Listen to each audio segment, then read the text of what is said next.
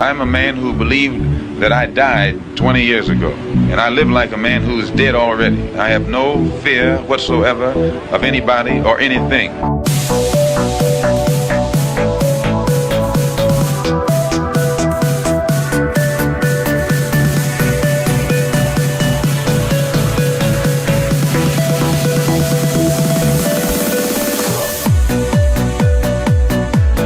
Gary Webb. I am an investigative journalist, and in 1996 I wrote a series of stories entitled Dark Alliance, which was about CIA involvement in drug trafficking.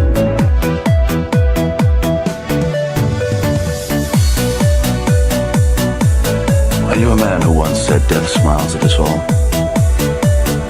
All a man can do is smile back. We're both in Skull and Bone, the secret society. It's so secret we can't talk about it. What does that mean for America? The conspiracy theorists are going to go on. Sure they are. I don't know. I haven't seen the rest. Number 322. I sad duty to report this afternoon that my friend and colleague, Tim Russert, collapsed and died early this afternoon. I may die in this cell tonight or in the arena tomorrow. I am a slave. What possible difference can I make?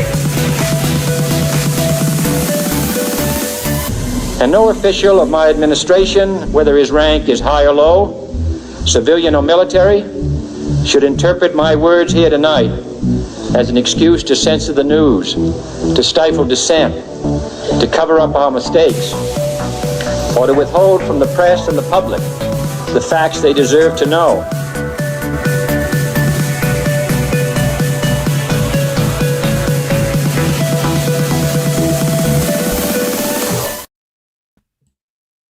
What the fuck's up? Welcome to another Already Dead. We're here. It's a new year. It's 2025.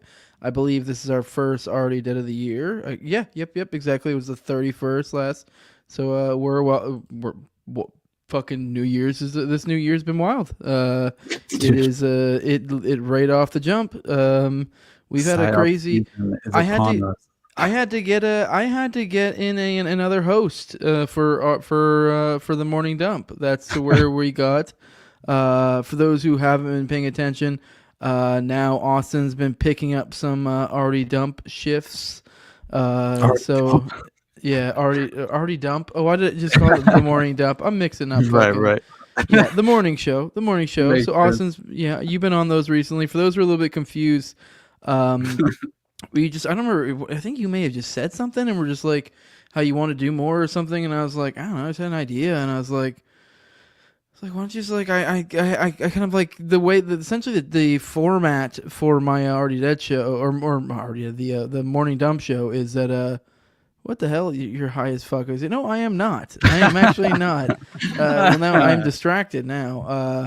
Shit, now I lost my fuck. What the hell were we talking about? Together, bro. Yeah, I'm not even that high. I mean, like, that's great. I had to have Austin take over some shifts. Essentially, the format of that show is that I just kind of when I can, I do them, so it's usually Wednesday, Thursday, Friday. Monday, Tuesday, I'm down to like a part-time worker now. I usually work Monday, Tuesday, sometimes weekends. And so I figured it'd be cool if the morning dump show became like at least a Monday through Friday, like every weekday, if not even maybe in the future a 7 days a week thing. And so I was like, between me and you and with the format of that show, I'm like, it's pretty easy. We can swap it out. And I was like, oh, just have you pick up the extra days. So just when you can. I mean, I'm not saying we will forever do every Monday through Friday, every single day, but generally speaking, for the most part, I think around 10 Eastern, give or take, every weekday, for the most part, you can fucking check out my channel or Austin's channel. And whoever's hosting it, it'll be on. So there will be on one of them. For right now, you're streaming to both your channels, or my channel and your channel when you're hosting. In the future, I think what we're planning on doing is once you have your Rumble set up, eventually we'll have it to where it sends out to your YouTube, your Rumble, your Twitter on the days that you're hosting. So that way people have to follow both our channels if they want to be able to see it every day. So the days that I'm doing it and you're not doing it, it'll be on my channel. And the days you're doing it, it'll be on your channel. So, but for now, you're just getting extra exposure. It's going out to all of them. when you're doing. I'll be back tomorrow. I don't know if maybe you want to join me tomorrow. You can if you want to. But I'll be there tomorrow, 10 Eastern, for a morning dump. But the days that I'm not able to, Austin will be picking up the slack. So you are getting basically already dead 5 days a week. You just may not have both hosts every single time. So, and we'll probably have a lot more too, where we kind of come together and shoot the shit. So yeah, you'll get more of those. I'm having fun with them. With those, keep in mind those are kind of like a big funnel for ideas and concepts and stuff. Obviously, we're covering a lot of the newer stuff, but share stuff to us. Put me or Austin's your Twitter handle in links, like tag us if there's stuff that you want us to cover in the show, because we're doing shit like every day now. So a lot of it's gonna be user type stuff. So, but anyways, Austin, wild week. What are you thought? What's your thoughts of the new year? It is PsyOp season for sure. That is no doubt in my mind. And we're surrounded by spooks. They are everywhere. And I'm beginning to realize that we need to really think twice about who in this new alternative media landscape could potentially be a compromised asset, or also even just an intelligence operative. It's sometimes you don't even really need to think that hard. No, it's overt. It's so in your face. It's just like, dude. it's Okay, I know I'm hilarious. jumping the gun a little bit. Obviously, you're implying Sean Ryan and the stuff that came out Absolutely. this past week. It is like, dude, come on. Like, I don't know what exactly the fucking shoe mate guy was. What was he, like some sort of fucking He said he was a former spook. He got out because of the pokey poke, which I have a feeling that there probably were some like based military people in intel or whatever that ended up in media later that got out for that. But that's just my suspicion. But either way, the shoemate guy, he's the one who somehow got an email supposedly. And he was what, like some sort of what was his exact position? Do you remember what shoemate was? He was some sort of intel something or other. Let me look it up right now. Yeah, I Because remember you honestly, just I'm were talking curious. about today. So I don't remember if he was the targeter or if that's what Sean Ryan No, was. that was Sarah Adams. Oh, is okay. the Yeah, CIA she's fucking. targeter. She just seems like a wine drunk fucking aunt that's just like rambling so about dumb unimpressive. bullshit. Yeah, like incredibly unimpressive. It's hilarious every time they trot her out. It just makes me think of somebody's like semi-drunk aunt just being like, and so this is what I think Al Qaeda is doing. Exactly. Exactly what it seems Al like. Qaeda is coming through Mexico. I have it on good authority. Yep, through legal checkpoints. It's just like the most ridiculous narrative of all time, and also the connection to October 7. It was so consistent. And just right on the bat. Yeah, Oh my you God. played today, I believe, on the morning dump. It was just almost comical. It wasn't on the Sean Ryan show because everyone's been playing clips from her on the Sean Ryan show because, I mean, I guess later everyone's like she was super right about something or other, but there was comical to the degree the recent clip that I don't know what show you got it from, the other clip. Oh yeah, But yeah, it was I know the what you're one where talking she about. was like, "Oh, October 7th. Oh, that was like a dress rehearsal. Like the big one, that's going to be like in the United States and like 4 other European nations, and like they're going to be like super upset about it. I think the UN might get involved. Like, It's that is exactly what she sounds like, dude. It's so funny, and she's providing like this recycled propaganda, that is just like. It's like what Whitney Webb had said just recently about how it was so much like this neocon garbage that was just being recycled and sort of just I think that that's exactly what it is, though. It literally is like it's literally the same exact thing as like weapons of mass destruction, but instead of it's like cool guy with fucking sunglasses saying weapons of mass destruction. Like that's all it is. That's the only difference between the stupid fucking neocon bullshit we got, where all the crazy fucking like shit. I remember like the fear porn, all the dirty palms that were supposedly going to go off this, that like somebody already mentioned in the chat, invisible bombs, and it's like all this fear porn, but they just do it in like a cool like I'm super secret agent guy, but I'm like not a super secret agent guy because I'm based like you. Like, Yeah. I It's fuck the ridiculous. government. They're not cool. Like, we're all individuals here, right, guys? Yeah, Like, it really I don't is know. like He that. just comes off as, I don't know. I guess that there are some people that actually did respect their opinions that seemed to really like the guy, and some. So I don't know. I don't follow the show enough. So when it comes to Sean Ryan, but I'm sorry. I just can't get past like as much as you want to say he's a great guy, it's like dude, he's not even doesn't even like hide it. He is a former CIA contractor. He's former Blackwater, which we'll get into this at some point today. He literally like I don't know what he was trying to say he was doing at this point, but he essentially ran a fucking drug trafficking ring like big time. And like it's like no, this is all former me, guys. Don't judge Right. any of my actions now based on these things. You're like, what?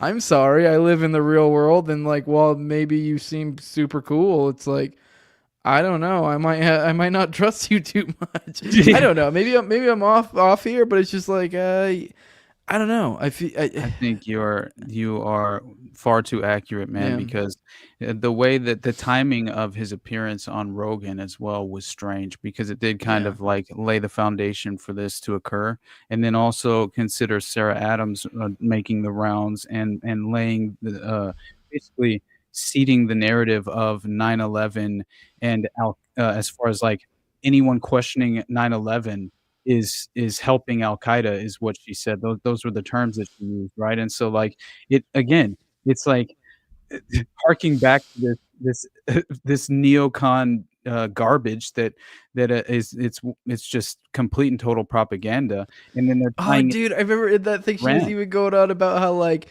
how did she frame it? Is that they're something about how they're anti-government and like she literally managed to completely boil it down to Yeah. a binary and be like, and that's why it's bad. And Yeah. like, you know, They're using like, conspiracy theories, yeah. right? So Yeah, because they're like, basically see, they know you're anti-government, so they're going to make you more anti-government because Right. they're also anti-government, so they want you to be anti-government. Yeah, exactly. Exactly. So we're aiding the Taliban and Al Qaeda by questioning 9/11 and suggesting any sort of CIA involvement, of course, as well, right? And so, but what I also thought was insane is that the multi-city attack that she claimed was being staged, and that right, and that this was going to that the big attack would occur in the U.S. Right, and that it would be at an embassy of some kind as well, and there would be, there's this coordinated multi-city attack, and this would happen internationally as well. But they, of course, she's claiming thousands and thousands of Al Qaeda have infiltrated the U.S. domestically through essentially using the kind of the framework of the immigration crisis, right, which is hilarious. I don't know. And, I can't help it. Like I remember it. I remember you referring to that, and he said, "So you're telling me that there's thousands?" And she almost like scoffed, like no, I'm saying at a minimum thousands. yeah. Oh yeah. That's just what this intelligence report that we had says that this is how many of them there were for this one attack. And you're like, I Dude. think there's way more. It's crazy how much it's so clear that this is the new wave of propaganda for this upcoming year, and I think it's clearly due to the transition in power that's taking place as well, and especially you consider all the moving parts behind the scenes with the Peter Thiel network. And so you have these public-private partnerships that are taking form around this new administration, and it's causing waves, man. And that's becoming very obvious. And so you see Elon out here targeting George Soros like he's a fucking knight in shining armor with his Baphomet fucking upside down cross and shit. I'm sorry, it's too difficult for me to even imagine the idea that this guy is not an entirely compromised asset, most likely, manufactured from the beginning, if not just, compromised in a closed room. They said, we'll give you hair and we'll give you enough money to where, right, to where you can name your child an algebraic equation and nobody will question it. And they'll still call you a genius and worship you as a false prophet in the media because you somehow did this rebranding and attached yourself to the Trump movement. And so yeah, I think that's exactly what you're seeing with Zuckerberg. And right, Zuckerberg's gonna he's gonna now restructure, right, the censorship and he's apologizing, right, basically, and not apologizing, but in acknowledging the fact, right, by saying that he's restoring free expression on the platforms, on the meta platforms. Yeah, I missed And that. What it was? Give me a recap of that, because so I saw something and I didn't actually really look into it much today. Something to do with, I guess, Zuck is coming back like a little cuck and fucking like groveling, like, hey, we're doing cool stuff now. Watch fucking Facebook end up being the dope place, and fucking X sucking balls. In all honesty, like, if Zuck was smart, he would start doing that, because it's like, I have a feeling that I mean, maybe things will swing back in normal with no one to compete against Elon, essentially, in that regard. I think if anything, though, his incentives will only likely push him more towards censorship, essentially. So I love you, Applegate D's. I'm sorry, Yeah. I had to pop that up because my point being is, I think it would be a smart move for them. I think there's a market opening for them there, essentially. Although we have Samuel here saying Facebook is a hellscape beyond repair. Yeah, the funny thing is, the only reason I even ever came to Twitter, for one, it was like, I believe it was around the time I was starting a show, so I was like, there's probably I know there's like a use in marketing it, but it's just because Facebook became so god fucking awful that I was like, I just can't. So I can't use Facebook used to be the only thing I use, and I don't use it at all. It's just unusable now. So I don't know. Maybe they somehow make a turnaround and they fucking right. Dr. 420 says, I don't think Elon is savior, but I don't think he's a serious problem either. He's literally doing his own thing. I think that's an entire misconception, that he's doing his own thing when he's in such a powerful position, directly connected to a president in the administration with Doge, picking the losers and winners of the economy, legitimately forming and shaping foreign policy, like launching coup d'etats for rare earth minerals for his own personal gain. I mean, like, Neuralink, right?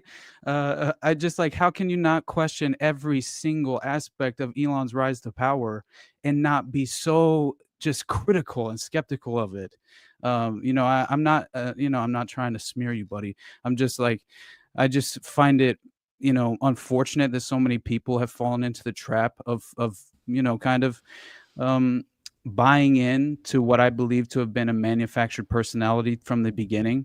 I don't buy that he's this incredible genius, right? I think that basically all of the technology that he has put his name on, he essentially kind of stole, right, or was gifted, and in no way was it right out of his own sheer genius and intellect. I don't even know his background. I know he had like PayPal. But like, what is even revolutionary there that wasn't probably just like bought or organized? So from like a structural standpoint, maybe he's good at like structuring things, but it's like, I don't know. It's people like see these sort of characters and they're like, I mean, I guess he's an innovator in a sense, but he's not really like the, I don't know how to explain it. He's not the polymath genius. Like, he's ushering through the everything app, WeChat, for America. And so you can now, when you have your hot takes on Twitter, they can shut off your bank account. That's the future, right? So, as much as someone might fall into that trap and think Elon is not a threat, he's being utilized. Wasn't Elon also like you covered today, I believe, the Vedmore piece? Wasn't he was part of some sort of like funded fucking training or something, or some sort of weird something or other.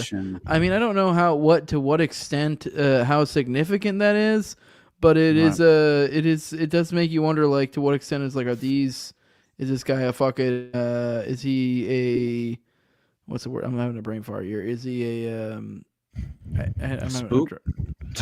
I totally forgot what I zoned out. I saw a chat and it fucking took Right. I forgot what I was even fucking talking about. Was Well, the fact that Elon was, of course, a part of this Oh, I was billionaires alluding to dinner him that being a created person of some sort. But go Oh, ahead. yeah. Yeah. Well, I know he Yeah. went through a course with Richard Taylor, who is very much, in the vein of sort of training new age psychological operations in many ways, right? And so, like, once you've come to find out who exactly this guy was and the role that he played, it goes without saying that of course there's more to it, especially since this, as far as Richard Taylor was concerned, he was sort of like, he wrote a book about behavior analytics and cybernetics, I believe, as well, and personal responsibility and changing behavior, the state of knowledge and its implications for public policy,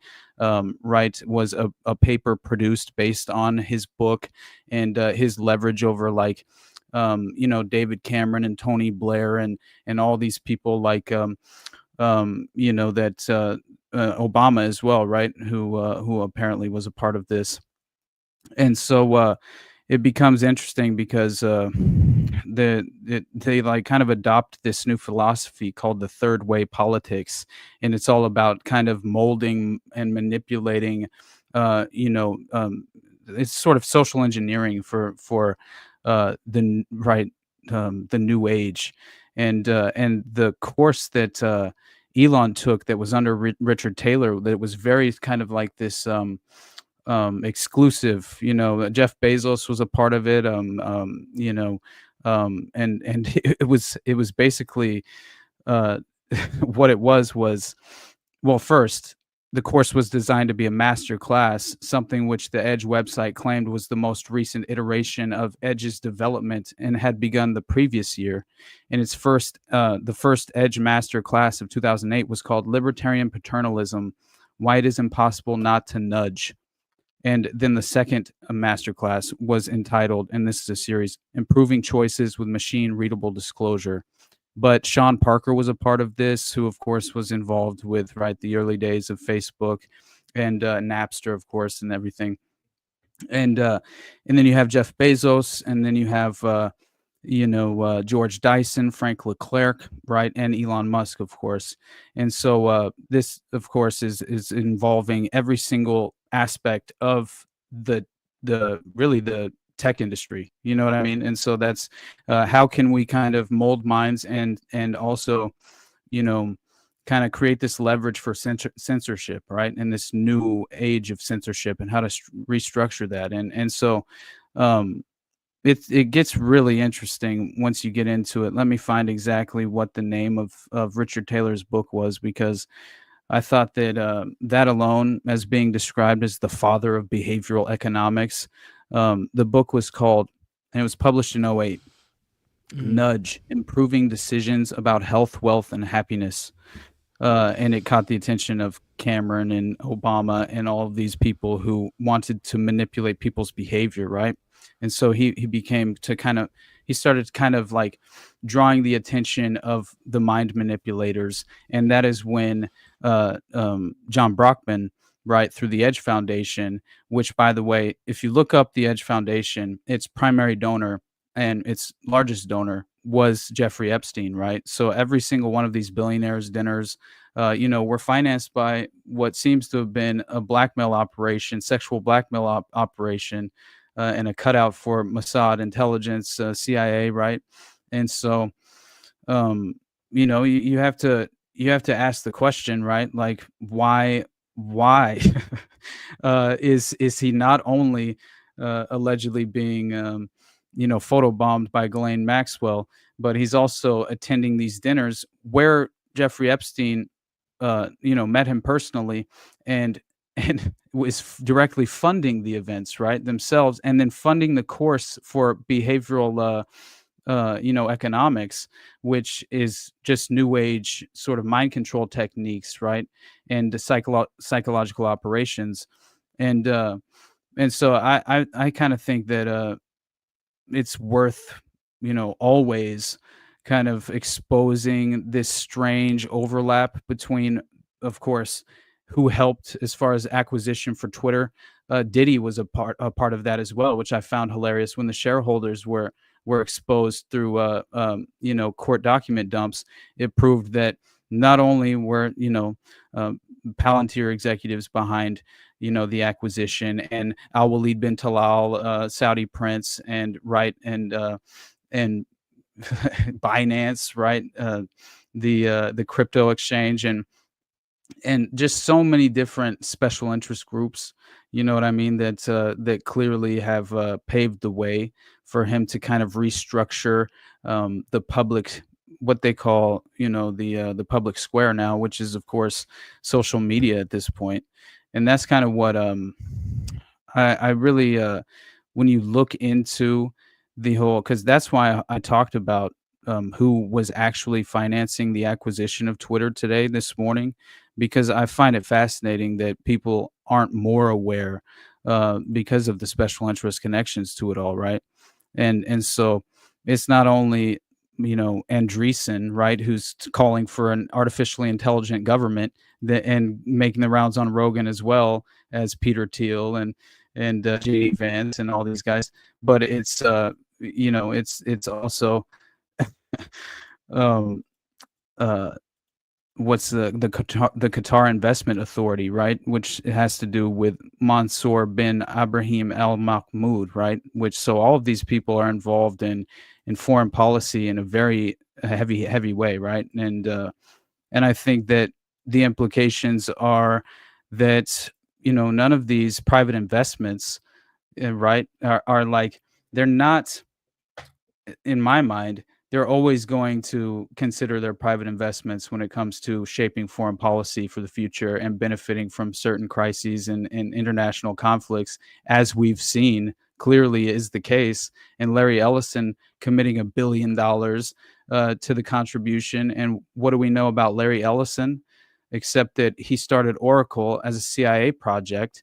And we know this for a fact. Same with Peter Thiel, right? So their number one first contractor, or their first contract, was legitimately their first customer for both Peter Thiel, Palantir, and Oracle, right? Larry Ellison was the CIA. So we know that everyone around Elon, right, were entirely manufactured as intelligence assets in the private sector to control the public square and to to present a plausible alternative for the individuals who are entirely kind of subverted and ideologically captured by the culture war and the partisan divide, that they can't actually see that the alternative version or alternative that we're being presented is just a poison pill as well. It's just your version of it, where you might be placated and you might be willing to embrace this, when in reality, and of course, I hate that people kind of misinterpret the things that I'm saying as a black pill, because it's absolutely not. I think that there's only hope within the truth. And so if we if we're trying to remain behind a veil of naivete, right, that helps no one except the perpetrators of these agendas, right? And so I think that we just need to face the facts of reality and address the realistic paradigm we're facing, which is clearly drenched in deception, because that's how they that's how they facilitate this globalist framework. There's no other way around that. And otherwise, we're not going to facilitate it on their behalf, right? They have to actually seduce us into embracing these things as progress, or a plausible vision for the future. And so again, Elon's algorithm tweak isn't overt censorship, right? Of course, it's overt censorship. I mean, dystopian come on. nonsense. It's like, guys, we've had a more negativity in the thing, so we're going to deboost dissent, and I think that'll help. Yeah. By the way, this is kind of exactly what I was getting at. Elon's just another elite ripping off Tesla. They do some good to balance the bad, but they're not there to help us. I do, but that's kind of that was a good example. Ripping off Tesla. It is like, I don't know enough about the ins and outs of what he does, but it looks to me most of the things he's done have not been his own personal inventions. It's just been things that he's come along and somehow grabbed a hold of. So this does seem like, but it does seem like the world tries to imply with him that he's this genius, this inventor, technology genius, like all these different, like they're trying to make him this Tesla character. And it's I don't know. I mean, is he really? I mean, I don't know that he really does all these things. He seems like he's typically just a guy that runs a company or runs this company or sells this business or does that thing. You know, like he does. Like I don't think he's the guy that's like, Eureka! I fucking discovered fucking cold fusion. Like that's not him. And I just mentioned that Larry Ellison from Oracle, who's directly connected to, Elon Musk and the acquisition of Twitter, and also being just a close personal friend.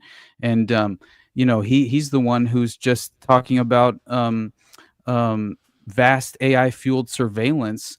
As far as like he says that a vast AI fueled surveillance system can ensure citizens will be on their best behavior. That's what Larry Ellison says. So we have Mark Andreessen, Larry Ellison, Peter Thiel. All of these are Elon's business interests and closest personal friends in the private sector. And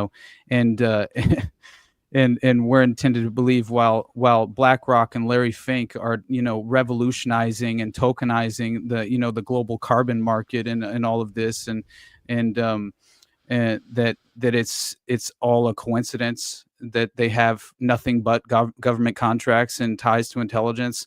Absolutely not. I can't believe that. You know what I mean? But yeah. Just the PayPal mafia is a diabolical threat to modern society. I mean, it truly is. Like, there's no way around it. Jules, you want to dial up that YouTube video I was talking about earlier? It's in the chat. I wanted to go ahead and go through that. There was some pretty wild shit that Sean Ryan said in his interview. And it is like, I don't know, if you guys in the chat, let me know. Like, are you... look at the timestamps, too. I don't know if you saw the timestamps on there. There's two different timestamps. There's 25 minutes we can start at. I want to go. That's about his time as Blackwater. So you guys let me know if what's great, if there's something good about this guy. Like, what is so great about this guy? I've seen lots of people that are kind of somewhat in our sphere, somewhat rightoids, that have nothing but great things to say about him. He seems cool, and so far as like a person, seems like he'd be fun to hang out with. But it's like, we know for a fact this guy's past and the things he's done, and like the people he's talking to now. And honestly, the more I look into Sean Ryan and the things the apparatus he's built up, it just feels like goofy. It really feels like modern day Soldier of Fortune is what it feels like. Like, this is what Soldier of Fortune has become.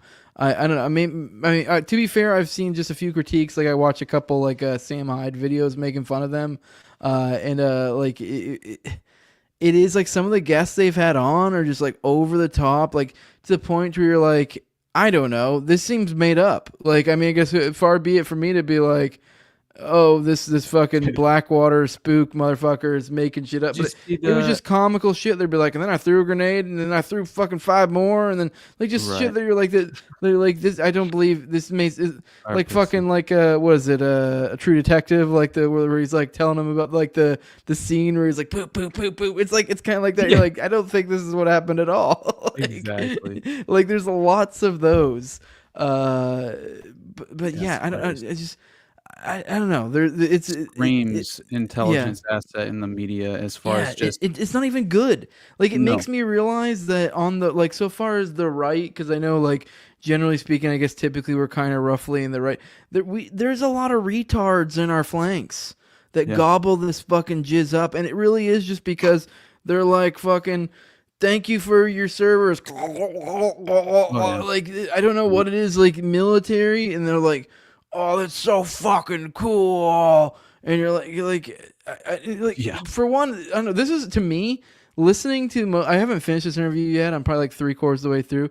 Listening to this is one of the greatest examples why don't fucking tell people thank you for your service. Know why? This motherfucker was like, Like For real. you're like, everyone's like, oh my god, you all these crazy things you did, and you're like, dude, this motherfucker was like fucking young, dumb, full of cum, fucking living life, fucking cowboying, fucking banging hookers, fucking shooting fucking commies, fucking killing fucking drug dealers in Colombia, just doing all sorts of crazy shit, just living fucking like. There's like literally like where when I had David Gletty on and he was like telling his life and he's just like it's literally just some Yahoo redneck that you just were like, would you like endless money and to do what you want? You're like, fuck yes. Like that's the life that guy lived. Like he was just like, oh, I can just do awesome shit as some dude in my early 20s. Exactly. Oh, thank me for my service. Like, oh, I'm just do awesome shit on the fucking government dollar on. Oh, thank you for paying your taxes. I'm gonna keep fucking, I don't know, contributing to the drug problem in the fucking South America. Exactly. Like, did you see? I haven't watched this either. Actually, I haven't watched this one, but I'm interested to see a little bit about his background because honestly, I was just going based off of mainly. I knew very little about this guy except for former spook, right? And when all of this went viral, right? And yeah, to me, man, just again screamed that we are now in the podcast space, and this is how we regain our foothold in the as far as our tactics of manipulation are concerned in modern day, and I think as you see and witness the death of the free press, it's only natural for them to attempt to corral us back into the establishment narratives. And so this is what this man is here to do, is provide the conservative leaning right Trump supporting I guess because again it falls within right that sort of political spectrum as far as I'm concerned, and it provides a plausible narrative for them to one. It ratchets up fear and tension because, first of all, what do you think is the year of domestic terrorism? I mean, obviously that's what he's spewing as far as the propaganda. But whenever you get done playing this, remind me to mention I would like to know if you've come across the MK Ultra thread regarding all of this, because I was just fascinated by it, whether it is legitimately credible or not. I'll go ahead to go in that. There was too many strings of like, I don't know the credibility, and too much of like, I don't know what the fuck is going on here. I know. But the foundational it claims did of it seem like sketch. Oh yeah, no. But it's very schizophrenic thread, no doubt. Yeah. But still, like in regard to this, like, man, you have to acknowledge things like the 4chan, Vegas post, right? Where it's like, you still have to acknowledge it. Like, assessing the credibility is one thing. And again, I'm at a loss when it comes to, I'm not quite certain of it being a credible thread, but still the fact that it was said is like, hey, this could be a limited hangout, just the same as this ridiculous narrative being provided by Sean Ryan. But again, it could be targeted toward and tailored toward individuals like myself who, kind of fall more toward, there being some sort of like psychological aspect to, manipulating the minds of these assets that they utilize in the media landscape, right? Like a Sean Ryan. And the Monroe Institute aspect of it all, and the ibogaine, because it legitimately creates new pathways in your neurological framework. Like it restructures your brain and your neurons, and that being involved with mind control techniques and MK Ultra, like, of course that makes sense. As far as I'm concerned, I've never kind of heard it in that context until this, but I still thought it's worthwhile just mentioning. You know what I mean? Y'all want to play it? Yeah, play it, buddy. For me. Hey, I can't hear you, Jose. Oh, no, never mind, he took a call. Sorry, wife called. I was making sure it wasn't something actually important. Oh, you're good, buddy. Yeah, let's go ahead and play this. I don't think this one that I'm like, I'm not too worried about this. It's the second timestamp that I'm really interested in. Because this is just kind of like going into his background of him being in Blackwater and do Fed shit. So we'll just go ahead and play this. By the way, the part of the reason why I guess it kind of was got my go to the thank you for my service, your service thing, is because this whole episode with Megyn Kelly was I want to say like a Veterans Day or something episode. So it was literally like to celebrate veterans, let me tell you about this guy who fucking like, I don't know, with no fucking qualifications whatsoever, fucking just kind of got a bunch of money from the federal government for fucking years on end to just do fucking crazy ass shit. So, oh yeah, cool. We stole for you for it to do all this crazy shit. Yeah. Yeah, that's why I was thinking. But let's go ahead and play it. Let's tell me if I'm crazy for not trusting this guy. So I had a friend and that was in Afghanistan with me, another SEAL, and he said, "Hey, I'm working for Blackwater, and I think you should come work with us." And I had seen a lot of the Blackwater contractors and heard a lot of the stuff that was going on over there at the time. Some of it was true, some of it wound up not being true. But I decided to, while I was over there and I saw how those guys operated, I didn't want to be a part of the contracting career, and especially at Blackwater. And so I'd expressed that to him, and he said, "This is different.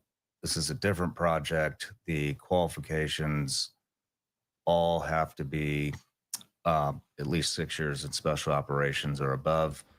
This I actually did find this a little bit kind of interesting. I can't tell you who I'm working for, about? but I think you would really fit in well here, and it's press pause it real quick. He never very high caliber. Real quick, I'll just go ahead and jump the gun here. He never confirms specifically who he works for in this year, that he actually technically whether he was or was not Blackwater. It's just that he sort of was going to go meet with Blackwater people, but they were like, well, he was like, I don't really want to do Blackwater stuff. We're like, don't worry, the team you're looking to do isn't actually this is like some other shit. So it's like, it's all like in this type of language of like, oh, this is on that other shit. Like, so I don't even know what the fuck any of this is. Like, what the fuck are you talking about? But I don't know. I thought that was interesting. That it's like he's working for some sort of, according to him, not even Blackwater, not even an official fucking like cut out fucking Blackwater team.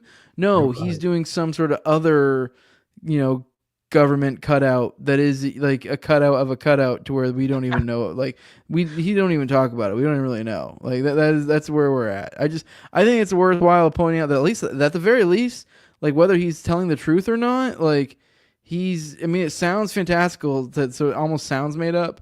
But either way, he is super duper secret agent man on the outside in reality, or he's a liar. He's one of the two. So like, I don't know. He's either really, really stretching the truth to fucking make you guys think he's super duper duper cool, or he was super duper duper spy man, and like maybe you're retarded if you trust any sort of information whatsoever that comes out of him. I mean, I'm not saying you shouldn't value information that comes out of him, because obviously, I mean, if he is super duper secret agent man, he probably knows some shit. But obviously, keep in mind he's gonna have some priors that may affect the results.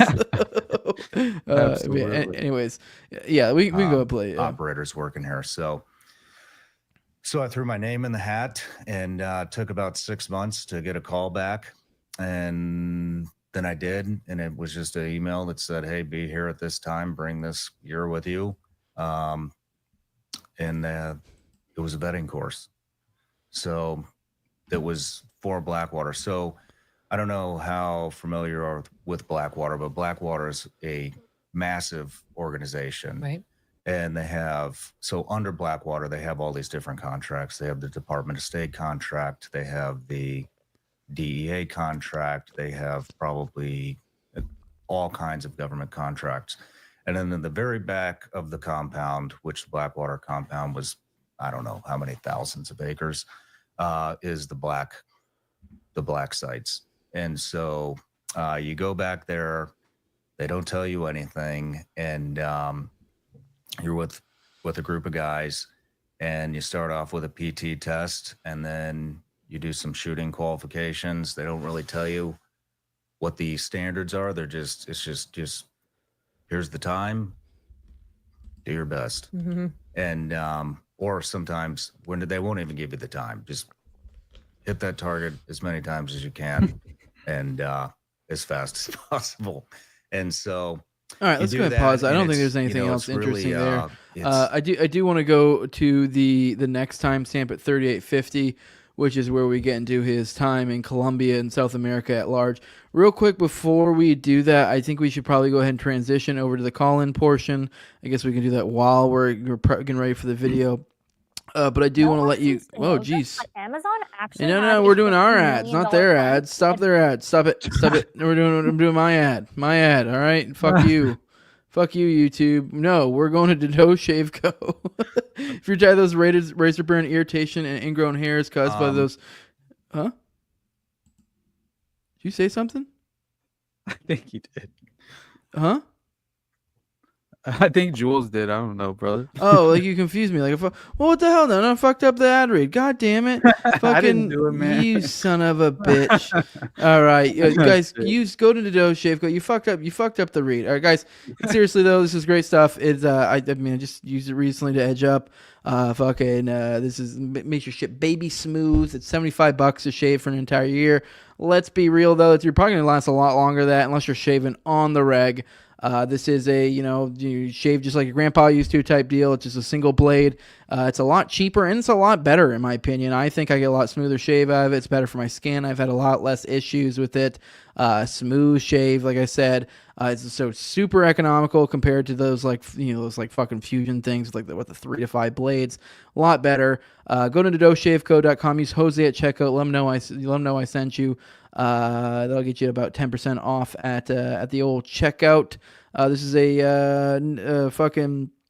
COVID mandate refusing company. It was born out of the mandate. They support your values. They support us. It's a fucking cheaper product. It's a better product. It's a no-brainer. I don't know why you haven't bought one yet. Go to dodoshaveco.com. All right, let's go ahead and get into. Let me go ahead and bring up the call-in number for this.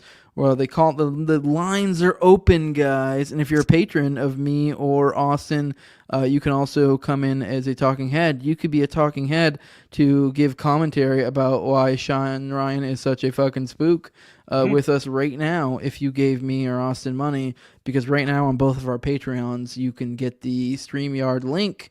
And you would be able to hop in here. But otherwise, you can just call in or interact in the chat, and we will probably, And here soon, hopefully, Austin should have super chats. Right now, we don't. We have Rumble rants on my Rumble, so if you do want to do that, you can do that. Hopefully, here soon, we can get the super chats over on Austin's channel. Austin's channel's been fucking doing gangbusters lately, dude. Fucking just been blowing up. You had like a week or two ago, like 300 subs, and you're like at fucking. Almost like 1.6 now. It's fucking blowing up. All just because you're one fucking... The Process Church episode, yeah. Process Church done something like 25K or something nuts. Mm-hmm. Yeah. Wild. I know. I'm very happy with it. It's I don't know what's going on. I mean, great video, but...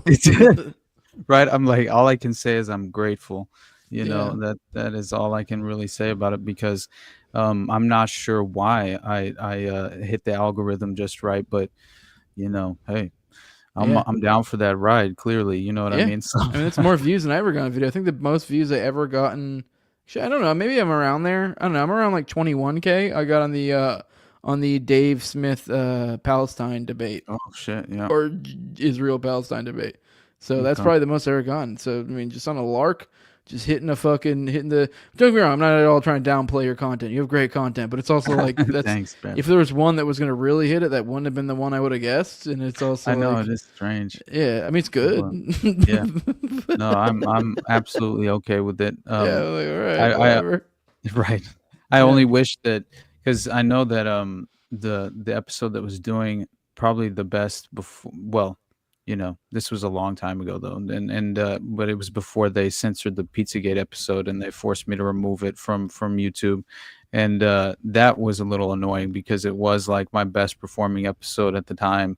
But yeah, it's kind of funny which one hits the algorithm because you probably never would expect it. But no, the strange thing with Shoemate or not Shoemate, but Sean Ryan though is just.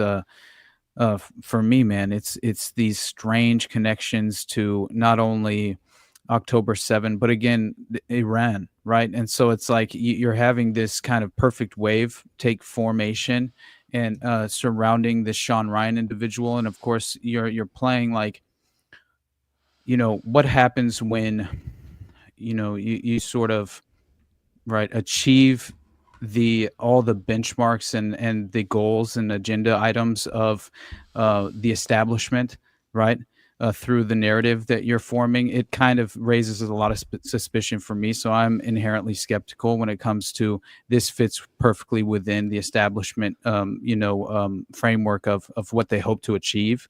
And so when you notice that, of course, they're ratcheting up the China threat with the drone connection. And then they're talking about, oh my God, domestic terrorism with Al-Qaeda coming up through the border with immigration. And they're hitting every single red flag you could imagine, right? We have the Iranian man pads. They're directly targeting Trump. Oh my God, invisible bombs. Haven't you heard about invisible bombs, Jose? I mean, it's just like crazy to hear this absolute, it's simple jack shit, man. You're farting in bathtubs, laughing your ass off if you believe this shit. It makes no sense to me, right? Like, how could you buy this propaganda? And it's blatant, right, at this point. And coming fresh off the heels of the disclosure with the with the New Year attacks, like and the Cybertruck, get the fuck out of here. Dude, it just glows so much. It's like, it's so over, and it almost, with all of this stuff, I mean, to recap, obviously, I feel like we're talking a little bit past the audience. I guess I'm kind of assuming you watch all of our content, because like I mean, like, there's been a lot that's happened, so we are talking a lot of past things here. But obviously essentially this all relates to, just to somehow bring this back full circle, this all relates to the supposed manifesto the shoemate guy got, that then brought to fucking Sean, whatever the fuck his name is, Sean Ryan. Brought him to him. And so this in this manifesto, this is where we were getting stuff like, the Chinese have gravitic propulsion technology, and then I don't think there actually was anything in the email about Iran or anything, but I believe that was just shit they just said, and then they just kind of got grouped in with it, right? I mean, maybe I'm wrong, right? No, I mean, nothing in the manifesto was talking about Iran. But they were. They kept like bringing up all this other shit and like kind of roughly brought it into it. To be fair to the probably bullshit fucking manifesto or whatever the fuck it was, they at least tried to keep it simple and kept it like, I mean, it was kooky with the fucking, the Chinese gravitic propulsion thing, but at least they kept it like just on point, like China bad. There's some sort of war crime, something or other, which I don't know. Apparently, I mean, from what I'm seeing, apparently that's completely bullshit. The whole war crimes thing, because there was some sort of 2019 war crime, something or other. I don't know. I mean, I've seen some spooks talking about, they've talked to other spooks and said that was all bullshit. There seems to be some sort of interagency play going on here, to be honest with you. Like, in all of this stuff going on here, it seems like there's agencies like, well, they're vying for funding right now. Maybe the not. Transition to power, there's a transition to power. They're all vying for funding, right? So look at us. We're important to your benchmarks for the upcoming year. And I mean, it truly does seem that way, especially like you see the various like different like details that are coming forward and surfacing at the moment, especially in regard to like the Cybertruck and with New Orleans, especially with like the district attorney being suicided at the DA's office and shit. Like, that was strange. But beyond that, with the Cybertruck explosion, didn't you notice that it just came out and it was reported that the man who exploded the Tesla Cybertruck, Livelsberger or whatever, at what Trump the fuck's Hotel. up, Abrogate D's? What it do? Hell yeah. Hey guys, What's how up? you doing? Hey, what's buddy? up? Yeah. Well, the only thing I had to add to anything you talked about tonight, Trump's being a maniac with the whole, we're going to take over, Greenland, we're taking over Canada. The greater American empire, my friend. I know, we're empire building. It's super exciting. It's exactly what I wanted. The Committee of 300, right? It's exactly the playbook from the Committee of 300 and the Changing Images of Man, bringing Greenland into the fold, the Gulf of America, the 51st state that is Canada potentially, right? And just the resignation of Trudeau, right? Isn't that all just so strange? And it's all aligning at this perfect moment. It's something. All right. It was a little unexpected. So you look at a map. Just take a look at a map of the Arctic Ocean, and you'll see half of Russia surrounds one half, and the other half is Alaska, Canada, Greenland. That's strategic, yeah. Yeah, it's just the whole play. Oh, yeah. It's shipping routes, or we're taking oil, and yeah. Absolutely. I don't know how much it fits in here, but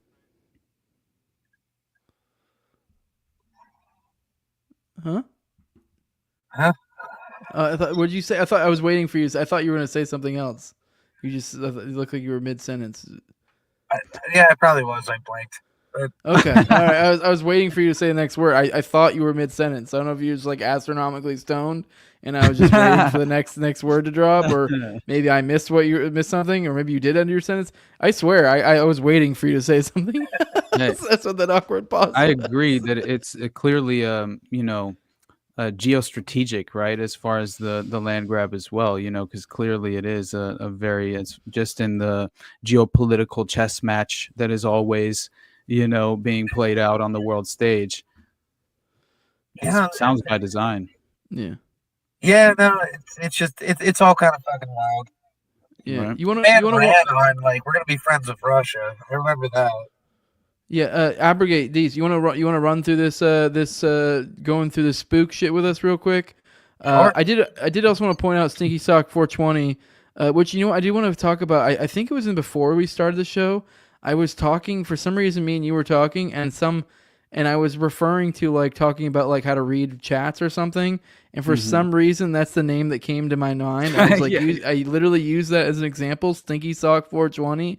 And I didn't even think about that it was a real account. It was just a name that came to mind because it just sounds like a fake fucking. That's hilarious. But yeah, he's saying, do you see the FBI confirm that email, or did they cover that? I don't think either me or you covered that. I remember seeing a tweet or something saying they confirmed it. I haven't looked into the details of that because I guess supposedly they have their own other separate manifesto or some dumb shit. I don't know, that's getting way too in the weeds. I mean, maybe when I come, I'll be back tomorrow. Maybe. I don't know if any of you guys have tweets that cover that. I don't recall having anything saved to cover that, so I'm not prepared to cover that tomorrow. But if any of you guys do have something like that specifically, tag me in it, and I will probably cover it tomorrow. Nice. But yeah, if you want to stick around for a second, bud, we'll go do a little bit of commentary on his time slinging drugs in South America. So which supposedly was, and the wild thing about this is that it was supposedly completely illegal. And he even says it there, but yet he's pronouncing this to the world, no problem. But then there's stuff in here that makes me think that it wasn't, especially certain Freudian slips in the way he says it, like, oh, I just loved embedding myself in the culture, or this or that. And you're like, who the fuck talks about that, about like what you're implying to be criminal activity you did just for fun, or because you were having some sort of like you were going through some sort of crazy drug and alcohol phase. And you just went nuts. Okay, but all right, let's go and play it. Let's go and play this. Between deployments, are you back here, like going to the movies and Starbucks? I spent a lot of time. Well, I mean, it was 14. Agency was about a little shy of 9 years, and so I would go all over. But towards the end, I started going to Colombia, South America. This was not a good period in your life. You know about this? Nothing good happens in Colombia. No, nothing good does happen in Colombia. No, I do know a little bit about your troubles, and that was a rough period for you. Explain why, and why Colombia. Well, originally I went to Colombia because when I joined the SEAL teams, I had always wanted to go to Team 4 because I wanted to do the counter drug ops. Well, then, 9/11 kicked off, obviously, and that wasn't a focus at all. And so when I was in the agency, I'd broken up with a girlfriend, and so I decided I wanted to travel, and I'd always was just infatuated. I mean, those were all the documentaries I was watching when I went to the recruiter. That was the only thing going on at the time was Panama and kind of the counter drug situation down in South America, which a lot of that was in Colombia. Since documented in shows like Narcos. Yeah. Yeah. And pause it real quick. And Chat, so I decided I wanted to go check it out down there. And chat, let me know if I'm wrong, because I really just the way he phrases some things confuses me whether he was working for the feds at the time or not. But there's going to be other things he says in a minute that makes me like I think he's saying that he was doing this of his own accord is the implication. But I think this is some sort of plausible deniability, something or other going on here. Any thoughts, Evergate Days? No, man. I got nothing for you. I don't know. Right. I don't trust either. Like, I don't trust this guy at all. But no. All right. Let's go ahead and keep playing it. And so I mean, that's crazy talk. Just like as a pin in this that's crazy talk. Nobody looks at a show like Narcos or Panama and says, "Yes, I want to go there." That's all normal people are like, "Thank God that's down there." Yeah. Well, I mean, it was for a number. I wanted to see. I wanted to be in a jungle environment, and so I went to check it out. Had a great time, and so I just kept going back, all the way past my time at the agency. But then it turned into okay. That's where it is. Past my time at the agency. So he did do some of this before in the agency. Is what he's getting at. So he's saying he already made his contacts. Past my time. So he's saying not with the agency. All right, let's keep going. I'm just trying to be clear where the fuck we're at with this. And so I was going down there, doing a lot of stuff that I shouldn't be doing, cocaine. And then once I left the agency, I kind of started building a network down there. And it was exciting to me. I was in overseas, building my own network, kind of felt like I was kind of running my own operations. What kind of operations? Drug networks. And so I wanted to see how deep into the kind of narcos network I could get myself. Yeah, how deep I could get myself. But this was not for crime fighting. No, this was for crime committing. Pretty much. Yeah. And pretty much. The truth is, behind closed doors, the P word. What the hell's going on here? All right, that's probably a good spot to end it, anyways. Yeah, Abrogate. I don't know if you have anything else for us. Otherwise, I feel like we could probably let you go. Yeah, appreciate you coming in, bud. It's good to see you. Hopefully, one of y'all other guys pop in here soon. I'll see you, bud. Come back on again some other time. All right, see you, brother. All right, bye. Yeah, isn't it weird, right? Dude, yeah, like that's I don't know what to strange make though. of that. Yeah, like, I mean, again, it just fits perfectly within my perspective of this guy. It's what these operators tend to do, which is sort of like it's exactly what when you read about.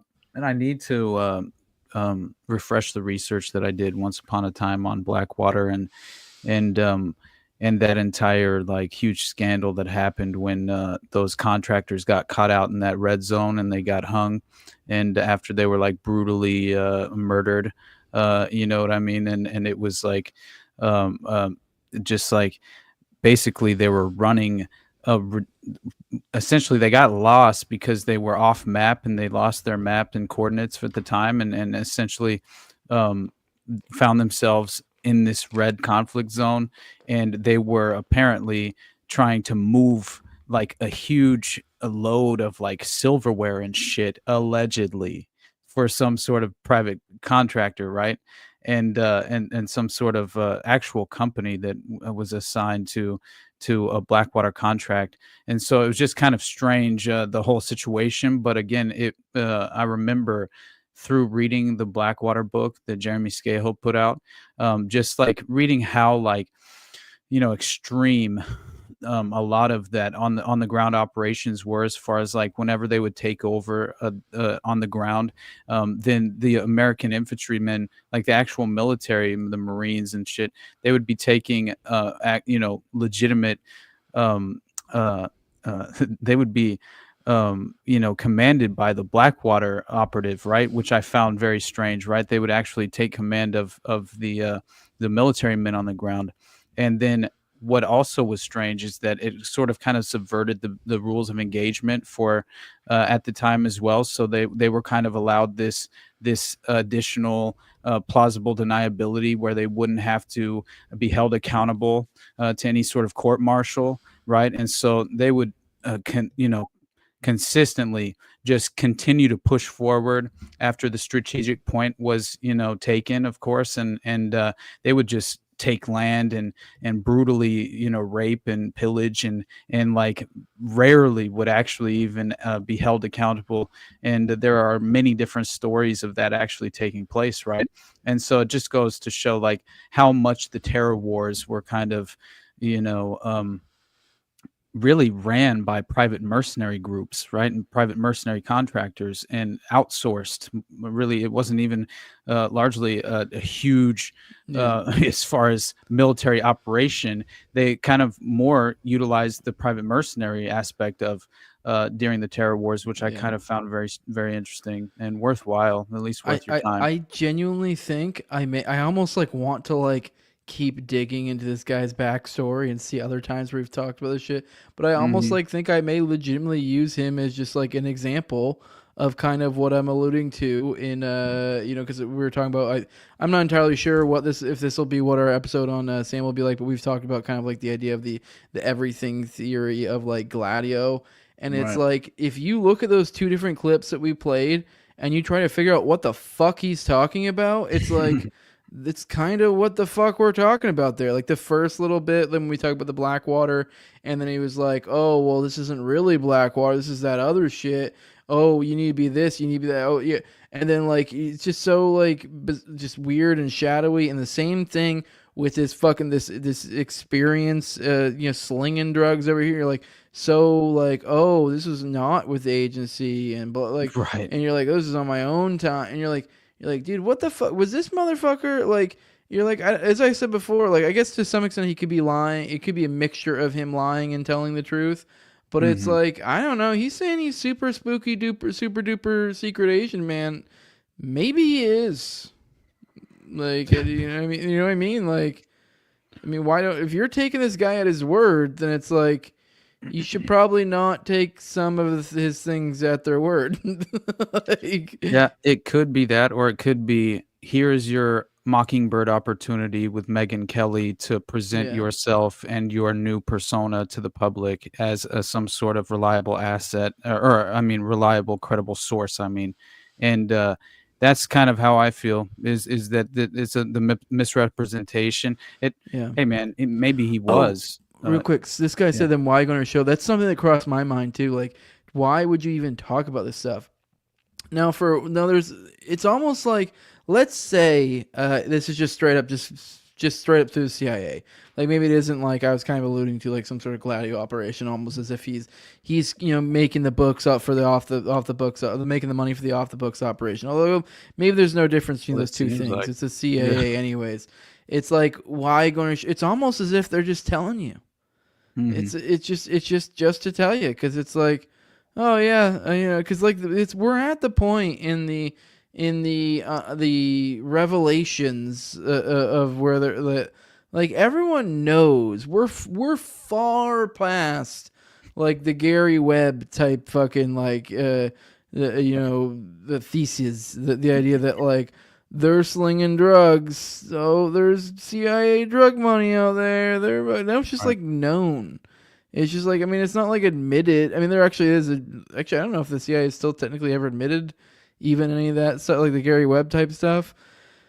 Either way, it's like known, like it's like, so we know. So there's like, that's just where, so the fact that they're at the point where like, oh, they'll go on a podcast of one of the biggest newscasters in the world, and they'll say, I was slung drugs, but not while I was in the agency. It's like, that's a way that like you can answer for that time in your life, but then just say, oh, but not for the agency. Yeah, exactly. But it's almost this like flagrant, like wink, wink. You guys know, what's up. Like, I was working for the agency during that time. But I wasn't working for the agency. I was just going because they sell it later. They went this whole bit where they're talking about like him had to go through rehab and stuff. And you know what? He might have, but like they made it out. They made it out like it was more like this. Like they made out like that he went through this dark period of time after he got out of the agency. Because he kind of the whole dilemma of like what do soldiers do when they can no longer soldier. It's kind of like was that. Right. And they're selling it as that. And don't get me wrong, there probably is that, but they're selling his rock bottom of him going and slinging fucking trafficking drugs over. Like that was his acting out, his doing stuff after. Like that's his crashing. You're like, no, that was him still working for the agency, you stupid fucks. Right. That's exactly what it seems like to me. And don't get me wrong, I'm sure he did. I'm sure he did probably actually have issues with alcoholism and have to have therapy and all that sort of stuff after all of this stuff. But I do think he was like legit working for the agency during that period of time, probably, if I had to guess. Yeah. But it's just so hilarious that they sell this as like this whole like him going as deep as he can into drug trafficking networks and slinging drugs was just something he did as some sort of destructive act akin to like alcoholism. Like that was him lashing out internally because like he couldn't cope with no longer being part of a useful part of society. At least that's what they sell it, like a useful cog in the machine, like a good little infantry soldier or whatever the fuck. You know what I mean? Because that's always the narrative when it comes to military members when they get out. It's like, oh, that type of shit. So I don't know. I just it's something. It's something for sure. Oh yeah. No, and by the way, that what I mentioned about the Blackwater attack was, I think it was the 2004 Fallujah ambush. I'm almost positive that was it. Whenever the 4 armed contractors were killed and dragged from their vehicles, and their bodies were beaten, burned, dragged through the city streets, and hung from Euphrates River Bridge. Yeah, so it was they were hung from the bridge. I remember now. But yeah, it just to me these spooks that are in these sort of active war zones, they typically do at least go into the private mercenary contracting, one, because it's far more lucrative, right?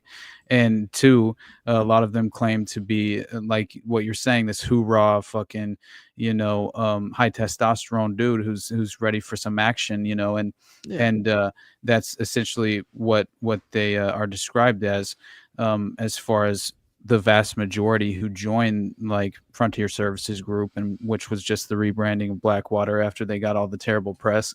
But yeah, I don't know, man. I'm again, I don't think I could be more skeptical of Sean Ryan and these narratives forming around his show that are going so viral.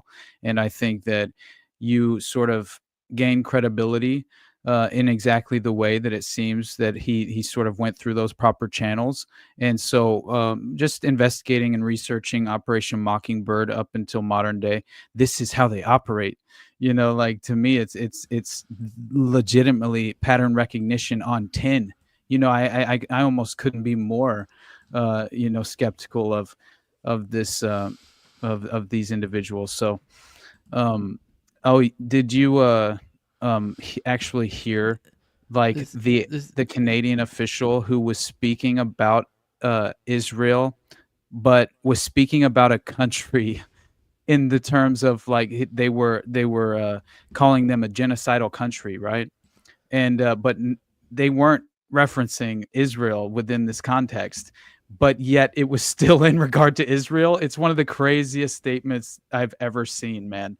And it kind of falls within that hilarious idea of the 51st state, Canada being, joining the US. But what do you got there? I'm interested. Yeah, this is Stinky. I think it was actually Stinky Sock 420. Funny enough, that tagged me in this just now. This was what we were referring to a minute ago. This is Sean Ryan's the only fraud here is you, Sebastian Gorka. Sebastian Gorka is kind of a fucking fat fucking Zionist pig, fucking douche nozzle. But anyways, FBI has confirmed the email sent to my podcast was from Matthew Livelsberger. Ladies and gentlemen, I present you with your new director of counterterrorism, who seemed to lack discernment. Okay, let's play this real quick, because I remember seeing this go do the rounds, but I guess just for posterity, here we go. Gotten into the weeds on any of that. That podcast email is him. Yeah, so we have confirmed that the document that he sent to the podcast, we know that he was the one that sent that document.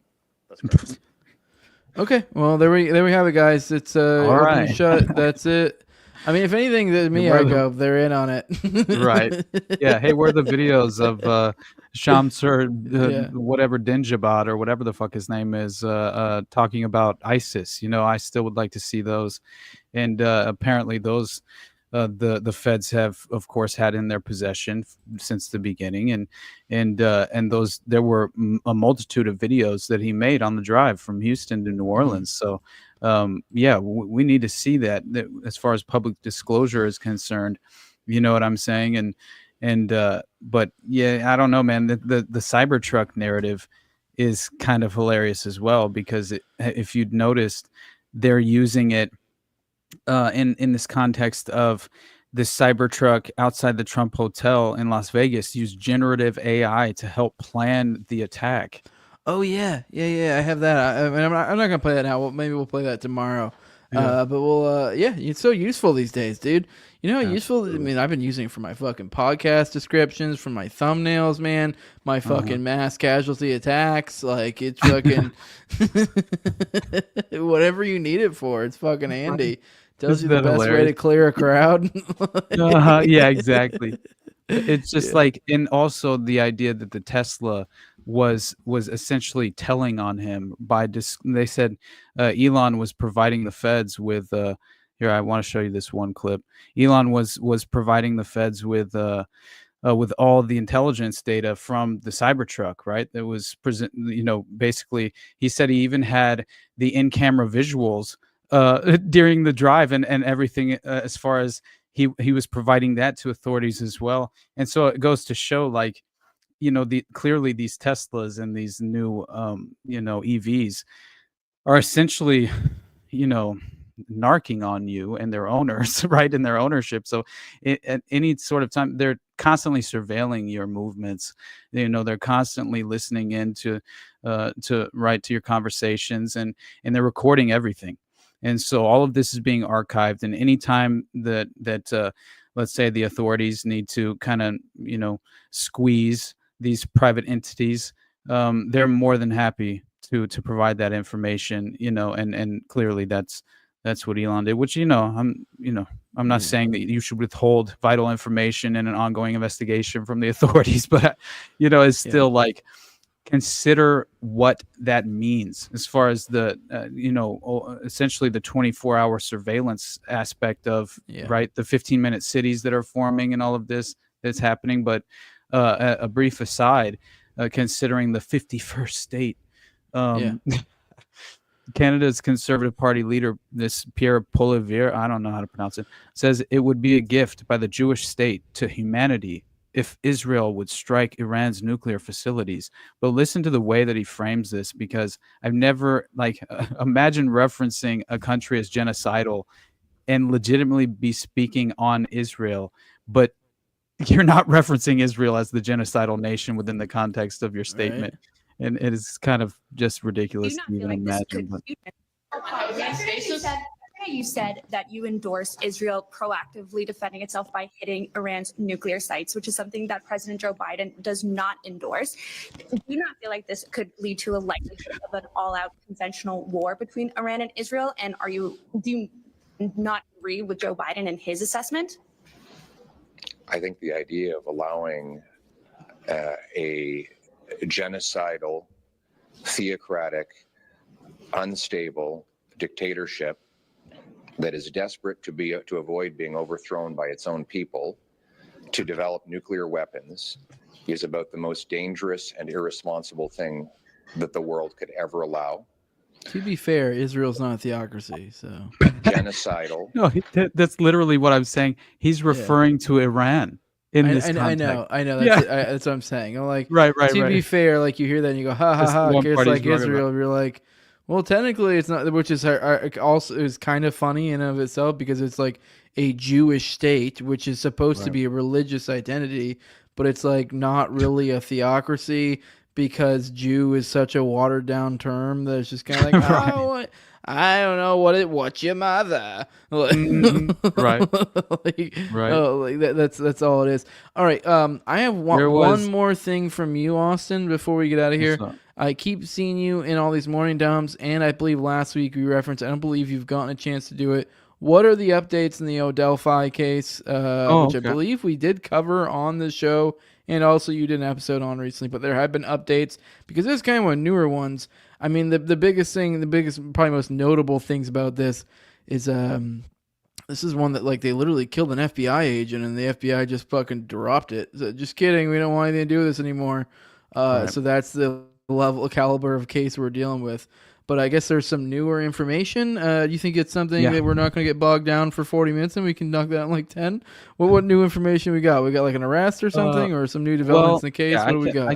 I could present just the fundamental facts of the recent update, which basically involves, the sentencing hearing of Richard Allen, who's the alleged perpetrator of, the Delphi murders. Who, if you if you're not aware, then obviously there was.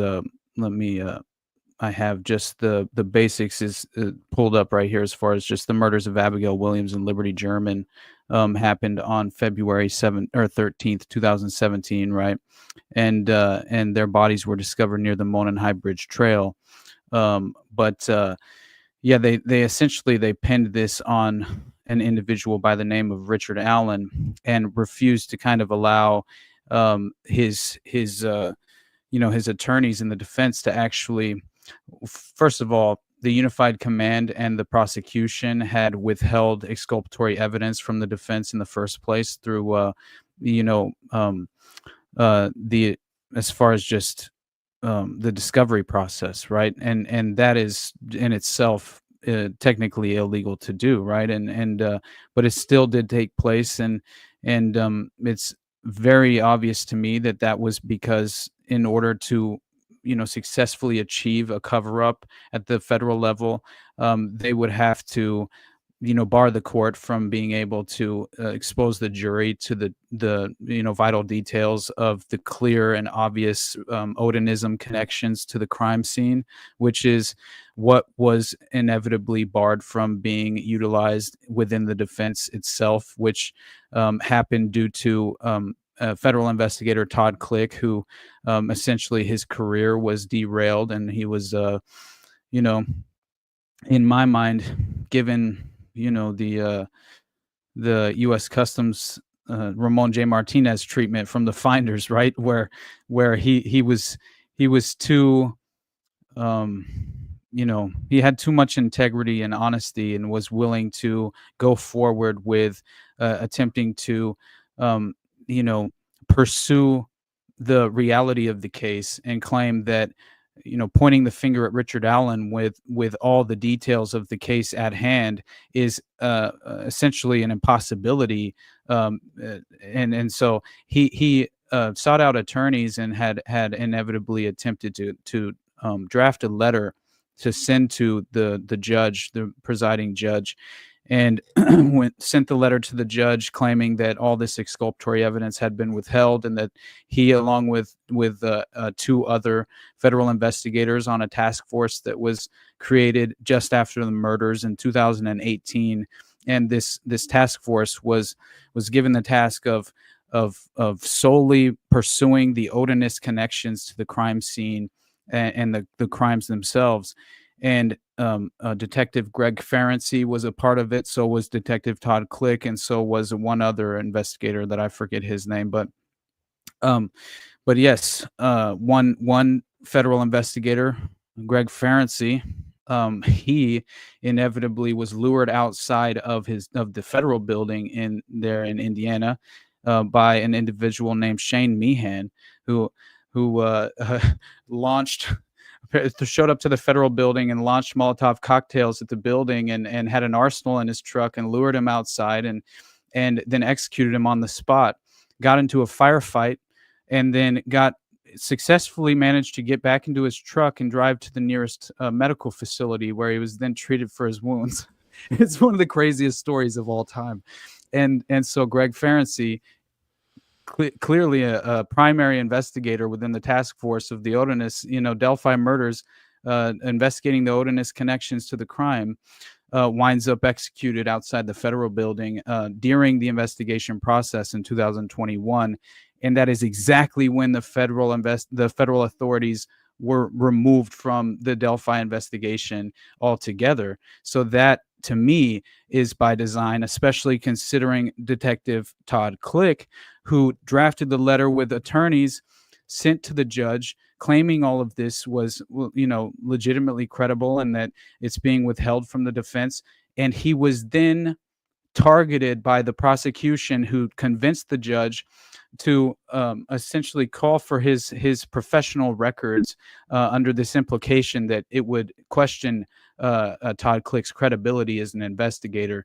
And in reality, that very much seems to be this very technical playbook of how you perform a cover-up, which is, you can undermine the investigator's credibility. And if you only have to do that at an individual level, then it becomes very, very easy to achieve, in my mind, right? And especially considering the behavior of the Unified Command and their direct connections to Odinism and the Vinlander group, which was being very well represented by, the prison guards who were abusing and listening into all the conversations of Richard Allen between himself and his attorneys, and allegedly kind of, psychologically abusing him and physically abusing him while he was in solitary confinement. His attorneys said they no longer felt like they could safely discuss the case with him due to the fact that there was this overt connection between the prison guards, who were named in the body of the memorandum, right? And they were wearing, as I've said before, incredible, patches that were direct symbols representing the Odinist group that they belonged to, which they then removed once it became obvious that, the defense attorneys became aware of that connection. And so the new information, that was just like the best I could do for a comprehensive, throw it all in your face rundown sort of thing, right? So I'm sorry if I lost anyone, but there's far more details to this case, and it's like extraordinary as far as just the level of detail once you get into it. But you must be aware of it all in order to kind of like have the proper perspective to begin with. But I think I sort of laid a good enough foundation for people to understand that there's clearly, all the hallmarks of a cover-up taking place. But the recent information that came forward was the fact that on the 20th was when Richard Allen was sentenced, right?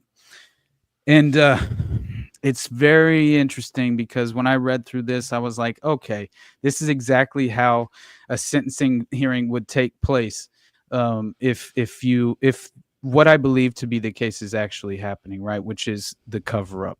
And so Richard Allen sentenced Friday, December 20th, to 130 years for the 2017 Delphi murders of Abby and Abby Williams and Libby German.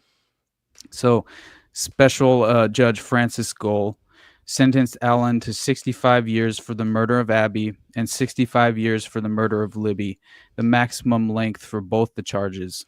Gohl said to Allen, "You rank right up there with the most hideous crimes she's presided over in 27 years." Gohl told the court there was a generational impact on the families of the two girls. The term was coined by Libby's grandmother in speaking to the judge in courtroom, saying the impact of these murders is going to last for generations. These families will deal with the carnage forever, Gohl said when looking directly at Allen. You sit there and continue to just roll your eyes at me. It was moments after that she announced the maximum sentence. So in November, of course, it was the jury who found Allen guilty on 4 murder charges, 2 for each girl. Under any Indiana state law, an individual can only be sentenced for murdering an individual once. So counts 1 and 2 were dismissed by the judge. he was sentenced on counts 3 and 4.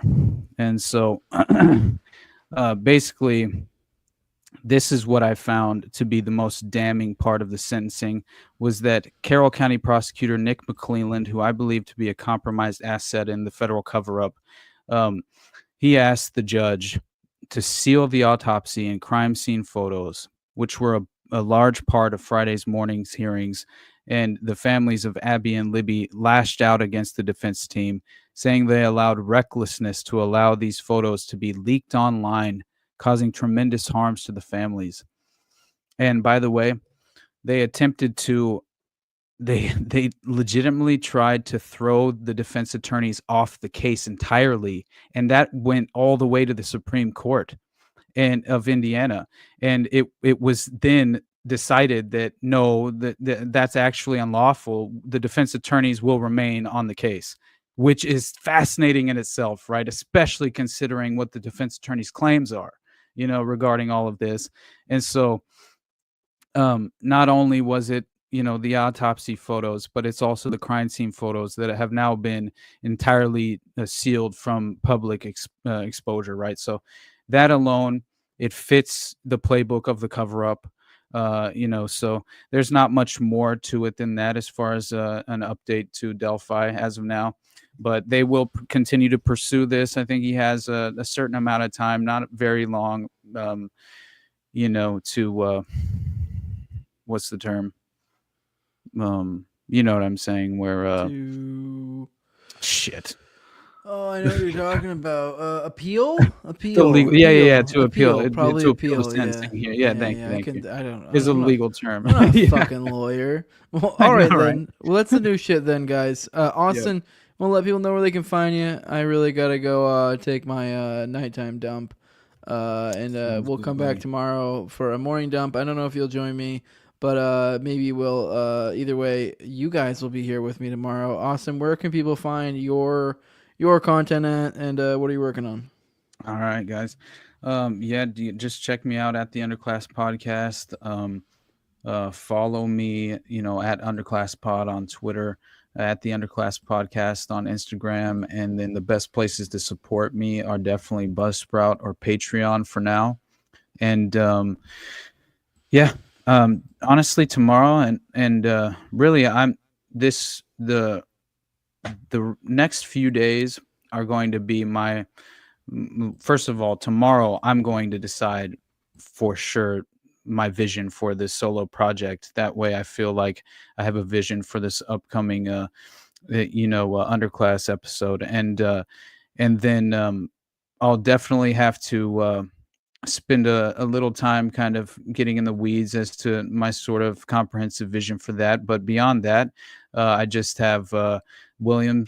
I'm going to go on the show with William next week. Let's see, that'll be on the 16th, right? So that'll be, I think we're doing it at 6 Eastern time. So it should be 3 West Coast time. So check that out, because we'll be getting into the weeds about all the details with the Delphi case, and that'll be definitely worth your time, I think. But beyond that, you guys just follow or subscribe to the YouTube. Like I said, I'll get the Rumble up and running this week, right? So we can make sure that the morning dumps and the morning show will we can kind of get this into as far as just kind of like figure out how exactly we want to balance it all. But I think it's been going really well as far as I'm concerned. I've been having a good time with it, and so. Beyond that, just like, share, and subscribe. And if anything that I've ever done resonated with you, of course, I really do appreciate any support, man. I got nothing but love for you guys. So thank you. Oh yeah. We're gathering quite a good little community of people who show up for those morning shows. So I think it was a good idea to add you to it. That way we can put out more of those morning shows and foster that community, and so we can keep that going. So if you guys are interested in that, as I said, I'm going to be doing another one tomorrow at 10 Eastern. That will be on my channel. I will also be streaming it to my Rumble as well. I'll probably share. I think, unless Austin has some sort of issue with it, I'll probably share it to his YouTube this time instead of my Twitter, just because just to let his audience know that what we're going to be doing to give them an update. I know you're getting it right now. I know you put this out to your audience as well. But just I don't know. Maybe you guys like watching the morning show, but you don't like watching Already Dead.